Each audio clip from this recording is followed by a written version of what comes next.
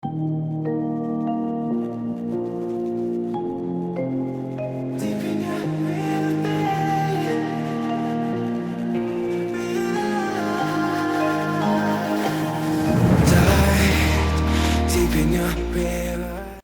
Mathilde, j'espère que vous allez bien. Aujourd'hui je suis contente de vous retrouver pour une nouvelle vidéo, mais avant tout je veux vraiment m'excuser pour la qualité, pour le son et puis peut-être aussi pour la luminosité de cette vidéo. Je suis vraiment désolée, mais sachez que depuis tout à l'heure je galère avec mon appareil photo, avec mon micro. Rien ne fonctionne, je pense que mon micro a rendu l'âme et l'appareil photo n'arrive pas à faire la mise au point vu que ma chambre est trop sombre et que là j'ai pas l'occasion de filmer ailleurs. Donc voilà, je suis vraiment désolée, je filme avec mon téléphone, j'espère que la qualité sera pas trop dégueulasse, sinon je m'en excuse, mais je voulais vraiment vous filmer cette vidéo aujourd'hui. Aujourd'hui en fait je vais vous parler un petit peu de ce qui se cache derrière la forme de Rox, donc ce que je fais au quotidien, de mes astuces et de mes secrets, etc. Et j'espère vraiment que ça vous plaira, donc on commence tout de suite. Je veux juste rappeler avant que là je parle vraiment pour Rox en fait, hein. Donc je fais pas une généralité, je parle vraiment pour Rox, c'est ce que je fais pour lui, ce qui marche pour lui. Ça veut pas dire que ça sera le cas avec tous les chevaux, mais bon, pour lui ça fonctionne. Ça sera au moins l'occasion de vous donner quelques pistes je pense. Et si vous avez d'autres questions etc, n'hésitez surtout pas à m'envoyer un message sur Instagram ou même me parler par commentaire sous cette vidéo. Parce que je réponds à tout et je pourrais peut-être vous aider un peu plus, mais là vraiment c'est vraiment ce que je fais avec Rox et j'espère que ça vous aidera. Donc avant tout je vais vous parler du lieu de vie qui pour moi est vraiment important pour le bon vieillissement du cheval, tout simplement pour qu'il vieillisse vraiment le mieux possible. Donc je vais peut-être m'attirer les foudres en disant ça, mais le box est à bannir. Voilà, le box c'est pas quelque chose de concevable pour moi en fait. Je comprends pas comment on puisse enfermer un cheval dans une petite surface sachant qu'il a besoin de marcher des kilomètres et des kilomètres tous les jours. Mais bref, c'est un autre débat. Pour un cheval qui vieillit, le mieux reste le pré puisque c'est l'occasion pour lui qu'il marche tous les jours, qu'il marche toute la journée, sachant que pour éviter l'arthrose il faut quand même une activité physique régulière et le fait de marcher peut repousser ou du moins diminuer l'arthrose. De plus, un cheval au pré aura plus de forme, sera plus résistant et aura certainement aussi un meilleur moral puisqu'au pré généralement ils sont avec des copains et voilà, les copains tout ça c'est vraiment quelque chose de très primordial pour eux, tout simplement pour qu'ils vieillissent bien et qu'ils soient bien dans leur tête. Donc voilà, un cheval en pleine santé se trouve au pré, pour moi c'est vraiment quelque chose de non négociable. Bien sûr il faut un abri dans le pré pour l'hiver, pour les jours de pluie, pour que le cheval quand même puisse s'abriter un minimum, et il faut surtout de la vigilance. Un cheval au pré ça ne veut pas dire le laisser et ne rien en faire, ne pas le calculer, venir le voir une fois par semaine pour lui donner une pomme, c'est pas comme ça que ça se passe, c'est quand même des soins réguliers, voilà, des visites pas tous les jours peut-être, mais quand même assez régulière. J'ai choisi le pré pour mon cheval, mais il faut savoir qu'en hiver il est tondu et il est couvert. Simplement pour question de confort pour lui et pour moi aussi, hein, je vais pas le cacher, parce que c'est vrai qu'il a tendance à faire beaucoup de poils et du coup à transpirer beaucoup et j'ai toujours peur qu'il attrape froid l'hiver quand je le monte, etc. Donc les couvertures et la tonte permet d'éviter ça. Maintenant c'est quand même une vigilance extrême d'avoir un cheval tondu au pré puisqu'il faut tout le temps être sûr qu'il n'a pas trop froid, qu'il n'a pas trop chaud. Donc voilà, c'est quand même quelque chose d'assez compliqué à gérer, mais quand on y arrive, bah franchement le rendu est vraiment bien. Moi je sais que Rox n'est jamais vraiment tombé malade en hiver, il a déjà eu le nez qui coulait etc, mais cette façon de faire lui convient entièrement. Donc voilà, première chose primordiale c'est le lieu de vie et ça c'est quelque chose que je ne changerai pour rien au monde. Rox restera au pré jusqu'au bout et je sais que c'est comme ça qu'il vieillira le mieux tout simplement. Ensuite, je vais parler de l'alimentation parce que c'est quelque chose aussi de très important. Donc il faut savoir qu'un cheval qui vieillit demande une attention toute particulière, c'est-à-dire des aliments qui lui sont appropriés et des compléments alimentaires également. Donc moi il faut savoir que Rox est au foin tout l'hiver, foin volonté tout simplement. Donc à la pension ils lui mettent des gros ballots de foin et il mange tout ce qu'il veut dans la journée. Donc là vraiment c'est vraiment super parce que moi ça lui évite d'avoir froid. Alors qu'il est tondu encore une fois, ça lui permet de ne pas perdre d'état et puis c'est quand même quelque chose de très bon. Vaut mieux qu'il mange du foin que des granulés en soi. Il est un peu complémenté par la pension mais vraiment très peu, et moi par contre je lui donne des granulés de mon côté, mais des granulés seniors. Il faut savoir qu'un cheval à partir de 14 ans peut manger des aliments seniors, donc c'est des aliments qui seront plus faciles à digérer, plus faciles à mastiquer pour eux aussi, apporteront plus de choses positives pour le cheval, des aliments, des nutriments etc dont il aura besoin. Donc les aliments seniors sont vraiment à prendre en compte. À ça je rajoute toujours de l'huile, donc je sais qu'il y a un grand débat sur les huiles à utiliser ou pas. Moi personnellement j'utilise de l'huile Isiocat pour Rox et pour Rocky que je mets dans leur ration au quotidien. Ça aide les aliments à mieux glisser pour éviter les bouchons, ça permet aussi d'améliorer la qualité du poil, des crins, des sabots etc. Et c'est vraiment pas mauvais pour eux, donc voilà. Moi personnellement l'huile Isiocat je l'utilise au quotidien, donc c'est quelque chose qui l'aide vachement et puis ça permet aussi de garder un petit poil de forme l'hiver notamment. Et à ça j'utilise beaucoup de compléments alimentaires. Il faut savoir que Rox a le NutriLife Plus de Sherhaven à l'année, donc ça c'est vraiment quelque chose que je lui donne tous les jours ou presque. Voilà, c'est vraiment pour la forme, etc. et pour le tonus. Donc ça l'aide vraiment pas mal. Et ça, c'est quelque chose dont je ne pourrais plus me passer maintenant. Et à côté de ça, il a régulièrement d'autres cures en fait, surtout pour les articulations. J'utilise également des cures d'Harpago des fois. Donc l'Harpago, c'est pour l'arthrose. Au jour d'aujourd'hui, Rox n'a pas d'arthrose, mais je sais que ça finira par arriver. Donc je préfère aider un petit peu les articulations à mieux vieillir en utilisant de l'Harpago au quotidien. Sous cure qui dure plus ou moins 15 jours il me semble et voilà, donc c'est des choses qui peuvent l'aider énormément. Et je lui donne également des vitamines pour seniors de temps en temps pour l'aider un petit peu à se rebooster tout simplement. Voilà, Rox s'est survieilli très bien, mais je pense qu'il y a aussi beaucoup de soins derrière qui font que tout ça est possible tout simplement. Donc l'alimentation est quelque chose de primordial également. Il faut vraiment prendre ça en compte et ne pas leur donner n'importe quoi. Et voilà, surtout être vigilant au moindre signe, au moindre besoin du cheval et réagir très vite pour que ça se passe le mieux possible tout simplement. Ensuite, donc on va parler des soins. Alors les soins, c'est quelque chose de très important. Comme je le dis, c'est beaucoup de temps. Franchement, c'est beaucoup d'énergie, c'est beaucoup de temps et d'argent dépensé. Mais c'est primordial et je pense qu'un cheval qui vieillit bien, il n'y a pas de secret. Un cheval ne vieillira pas bien naturellement, sauf si vous êtes vraiment très chanceux. Mais je pense qu'il faut vraiment faire le maximum à côté pour aider et pour mettre toutes les chances de son côté tout simplement. Premier point qui est très important pour moi concernant Rox, c'est qu'il soit régulièrement suivi par des professionnels. Donc par professionnel, j'entends vétérinaire, maréchal, ostéopathe. Il voit l'ostéo plusieurs fois par an quand moi je ressens le besoin qu'il le voit, quand je sens qu'il y a quelque chose qui ne va pas ou quoi, ou juste pour une petite visite check-up, juste pour voir si tout va bien. Donc voilà, le vétérinaire c'est pareil, dès que j'ai un doute sur quelque chose, je n'hésite pas à l'appeler, même si c'est pour rien. Je préfère dépenser de l'argent pour une visite pour rien plutôt que d'attendre et voir que mon cheval ne va pas bien tout simplement. Voilà, le maréchal etc. Rox n'est pas ferré mais il est paré du coup régulièrement. C'est quelque chose d'important, je ne lui laisse pas les pieds longs hein, parce que c'est pas bon pour les articulations etc. Ils vieillissent donc les articulations sont plus sensibles, donc il faut vraiment être très vigilant face à ça. Du coup, j'ai profité de cette vidéo pour faire un petit point là-dessus parce que je sais qu'on me demande souvent mon avis sur Instagram par message privé concernant tel cheval qui a tel âge, qui a fait ça dans sa vie, est-ce que je pense qu'il peut encore faire ça etc. Alors je suis pas professionnelle, j'ai pas la science infuse. Moi ce que je fais avec mon cheval, bah écoutez, c'est un petit peu, j'y vais à tâtons quoi, je vois que ça marche, je vois que ça fonctionne pour lui, je vois vraiment le résultat, bah écoutez tant mieux. Maintenant j'aurais pu me planter aussi parce que tout ça bah je le fais vraiment avec mon instinct de maman on va dire et du coup bah je peux pas tellement vous aider pour des chevaux que je ne connais pas, que je n'ai jamais vu, que je vais voir en photo, c'est pas du tout de mon ressort. De plus j'ai pas envie de m'avancer et de vous dire quoi faire avec vos chevaux. Donc si vous souhaitez, comme Rox, comme ce que je fais avec lui, avoir une retraite active pour vos chevaux, demandez l'avis de vos professionnels. Demandez l'avis à un ostéo, à un vétérinaire, ils sauront mieux vous répondre que moi, puisqu'ils auront l'animal sous leurs yeux, puisque ce sont des professionnels, et c'est à eux de vous répondre et pas à moi. Malheureusement, même si ça me fait très plaisir que vous me demandiez à moi, moi je peux juste vous donner des pistes, mais je peux pas non plus vous dire ce qui est le mieux à faire. Donc ça c'est vraiment quelque chose que je voulais dire aujourd'hui. Mais donc voilà, toujours avoir l'accord des professionnels avant de commencer, avant de continuer un travail plus poussé ou pas. Voilà, moi je sais que Rox, ce sont les professionnels qui m'ont dit de ne pas l'arrêter, de continuer, etc. Je ne l'aurais jamais fait sans ça.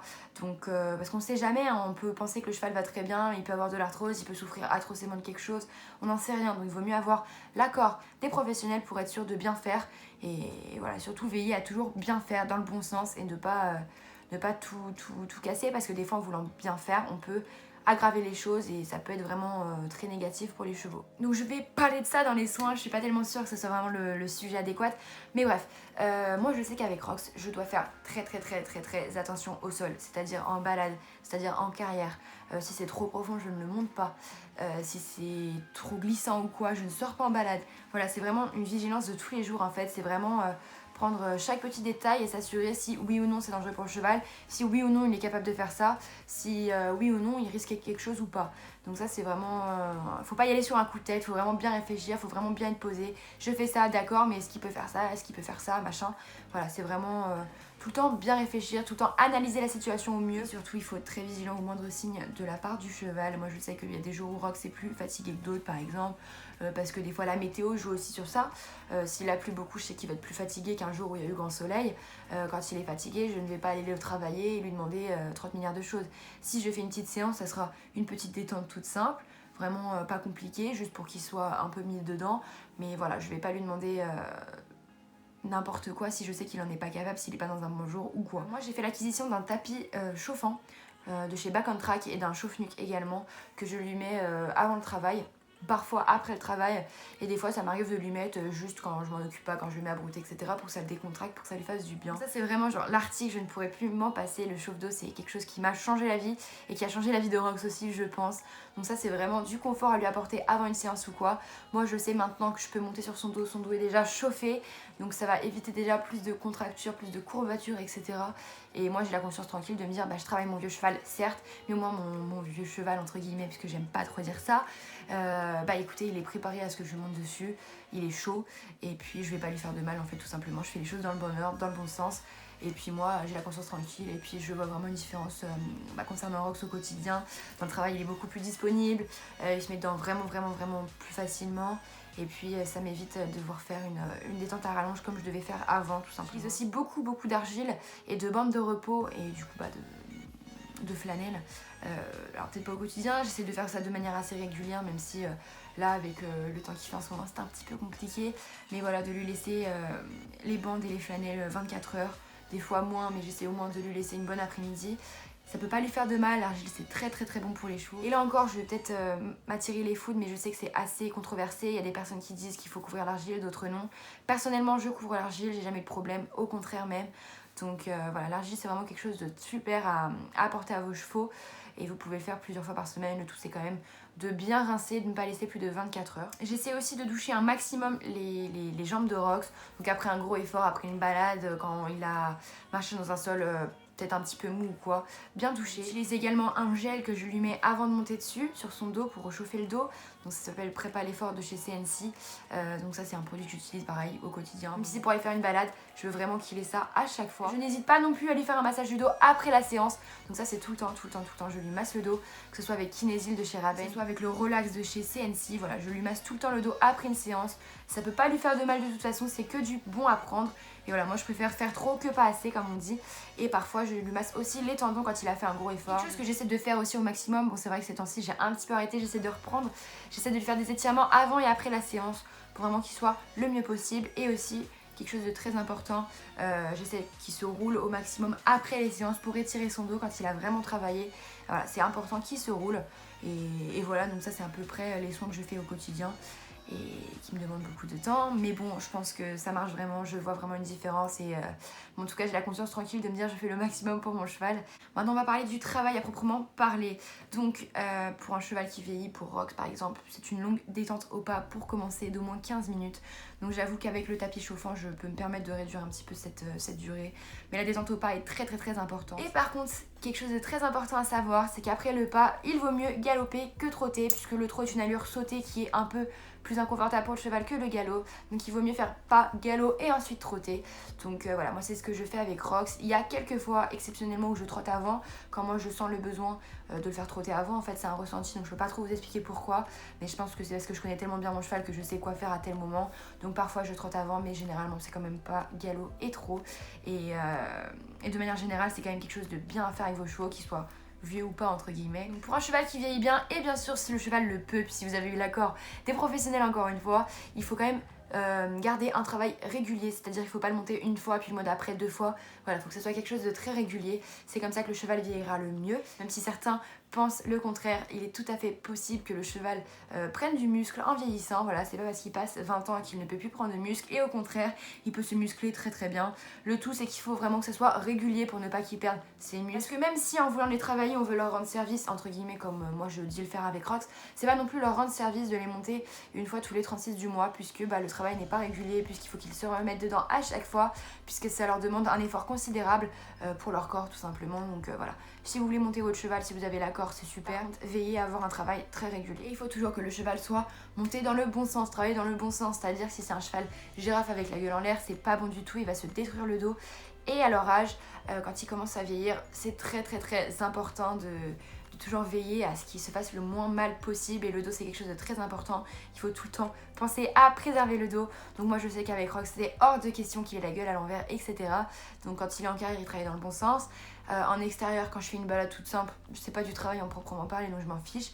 Mais par contre en trotting, etc., je mets des rênes allemandes, parce que je sais que sinon il a la gueule en l'air et ça évite qu'il se fasse mal au dos et qu'il travaille dans le bon sens, tout simplement. Il faut aussi veiller à varier les terrains, c'est-à-dire faire de la carrière, faire de l'extérieur, faire des trottings sur des sols plus ou moins durs, pas trop mou quand même, vous voyez ce que je veux dire, mais voilà, il faut quand même varier les terrains. Parce que faire des trottings, prendre des terrains qui sont variés, c'est-à-dire où il y a des montées, des descentes, etc., c'est très bon pour la musculature. Il faut surtout écouter son cheval en fait, hein. Il faut pas être trop gourmand, il faut savoir dire stop et accepter que parfois il ne puisse pas faire ça, qu'il puisse faire ça par contre, mais que voilà, aujourd'hui il est trop fatigué pour faire ça, mais que demain peut-être ça ira mieux. Il faut vraiment être très vigilant sur ça, il faut vraiment être très à l'écoute, et c'est votre cheval qui vous dira si oui ou non il est capable de faire ça. Si oui ou non aujourd'hui c'est un jour avec ou un jour sans, il faut vraiment le prendre en compte, il faut pas être trop gourmand, il faut pas trop en demander, et il faut savoir être raisonnable tout simplement. Concernant la longe c'est bien quand elle est pratiquée dans le bon sens, encore une fois, si le cheval est bien mis, etc.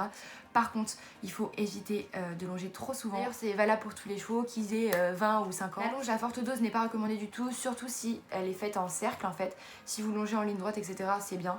Par contre, les cercles, il faut que ce soit des cercles qui soient assez grands quand même et pas trop. Souvent parce que ça tire vraiment sur le jarret, les tendons, etc. des chevaux. Donc voilà, évitez trop de cercles, trop de longes. Et surtout pour les chevaux qui prennent de l'âge, évitez le galop en longe. Donc moi j'avoue que je fais très rarement galoper Rox en longe.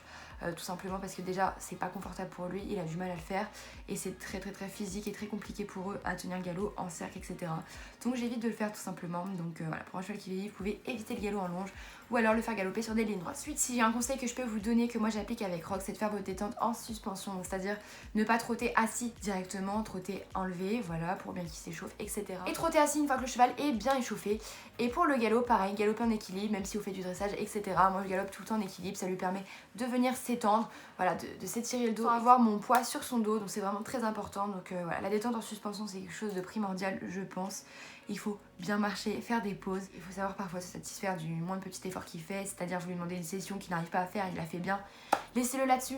Ça sert à rien de forcer, etc. Il faut savoir dire très bien, stop. Pour conclure cette vidéo et pour conclure un petit peu sur ce que moi j'ai appris avec Rox, c'est qu'il faut écouter son cheval, l'avis des professionnels, et surtout il faut se faire confiance à soi.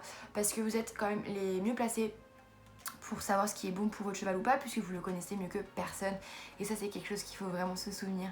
C'est vraiment, voilà, il faut s'écouter soi-même et il faut se faire confiance. Généralement on a quand même toujours les bonnes intuitions concernant nos animaux. Le cheval vous dira de toute façon s'il en a marre, s'il a envie de continuer, si ça c'est trop, si ça c'est pas assez, s'il vaut mieux faire ça que ça, s'il faut faire comme ça et pas autrement. Voilà, votre cheval vous le dira, écoutez-le, faites-vous confiance, ça ira. L'activité est bonne pour le cheval tant qu'elle est faite dans le bon sens, donc voilà. Il faut arrêter les préjugés comme quoi un cheval passé 20 ans doit être prêt à rien faire, ou c'est pas correct de le monter, etc. Au contraire même, ça peut vraiment lui rendre service. Concernant Rox, je pense que je n'aurais pas choisi ce style de vie, il n'aurait pas vieilli comme ça. Et encore une fois, c'est pas remercier le cheval et c'est pas le soulager de le laisser au pré à rien faire, vraiment.